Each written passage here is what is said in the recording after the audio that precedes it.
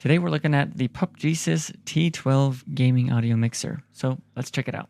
So with the PUPGSIS comes the user manual, which has lots of good information in it.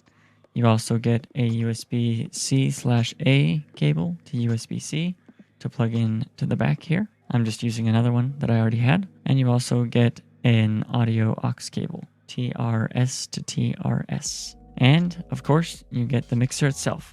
So right now, the audio that you're hearing is going directly into the PUPGSIS via XLR, and I am monitoring my own audio and computer audio through the headset port here on the back. As you can see, we have RGB that has lots of different settings you can use, and you can also hold the LED button to turn it off entirely. Right now we are in chat mode, which is just normal voice.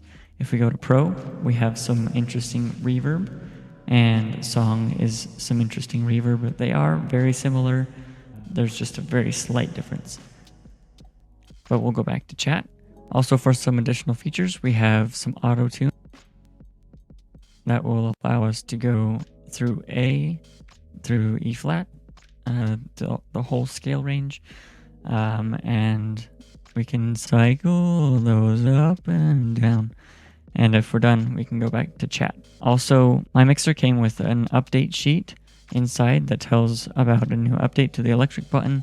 You can press and hold it to turn on loopback mode, which will basically send your computer audio back into the mixer that you can then go out through your output as well.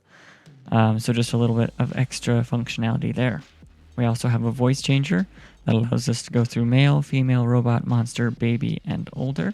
Let's take a listen to each of those. Here is the female sound. Here is the robot sound.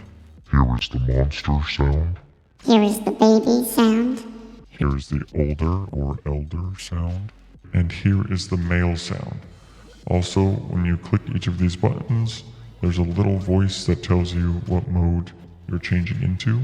Which is a little bit annoying because it takes a little bit of extra time, but it's not that big of a deal. Over here on the left, you can see we have our sliders that adjust our input and output volumes. This left one is the XLR.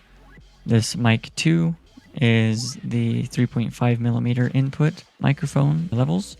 This one is the computer output and Bluetooth output volumes. So if you have Bluetooth mode on to connect to your phone, you can play music or sounds or whatever. And this controls the volume input of the Bluetooth. And this also controls the PC volume output. I discovered that the hard way by thinking that it wasn't working when this was just all the way off. Also, we have our mute buttons. So if I go ahead and mute, you obviously couldn't hear me because it was muted. And then up here, we have our monitoring channels for mics 1 and 2.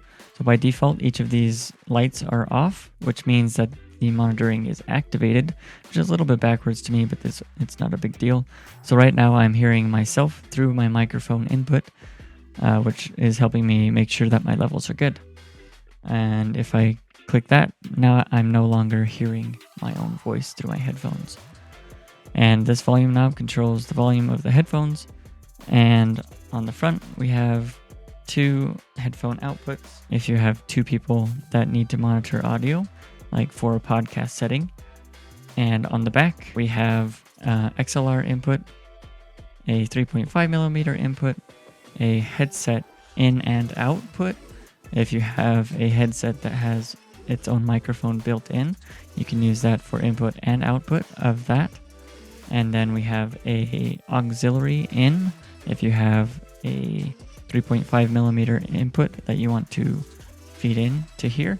And we also have a line out if you want the output to go to a set of speakers or something like that. Down here we also have 4 custom soundboard buttons that allow us to record and output soundboards. So I have a couple set here already. A Rickroll, and we got a meme sound. And to record a sound, you just press and hold the button until it says start recording. It'll say start recording in your headphones. It doesn't say that on the output that everybody else hears. That's just on the monitor output into your headphones. And then you have 30 seconds to record something. It will record your microphone input and also the PC input that goes into the mixer, which is how I got the Rickroll. Moving back over to the other side, we have phantom power if you have a microphone that requires phantom power. We also have a pad option. So here's the functionality of the pad button. If you're using a condenser microphone, then it says to have it on. But basically what the pad does is it reduces your gain so that it doesn't distort as easily. And for Bluetooth mode, it's a simple press to turn on Bluetooth mode. And I've already connected my phone, so it's a solid light. It'll be blinking if it's in pairing mode. And to put it into pairing mode, you just press and hold the Bluetooth button and you can play music or whatever with that. And adjust the volume with this slider. So again, you've been listening to the audio quality this entire time, just with my F-Deuce SL40 microphone. So how does it sound? I think it sounds pretty good. One more thing to note about this mixer is that it does seem to have a little bit of built-in noise reduction. So if you're looking for absolutely raw audio, I don't think this is the option for you.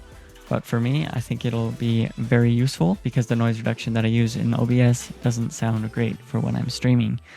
I also stream on Twitch at Ectomorphicus if you are interested. So there's my review and initial impressions of the PUPGSIS T12. I hope this video was helpful.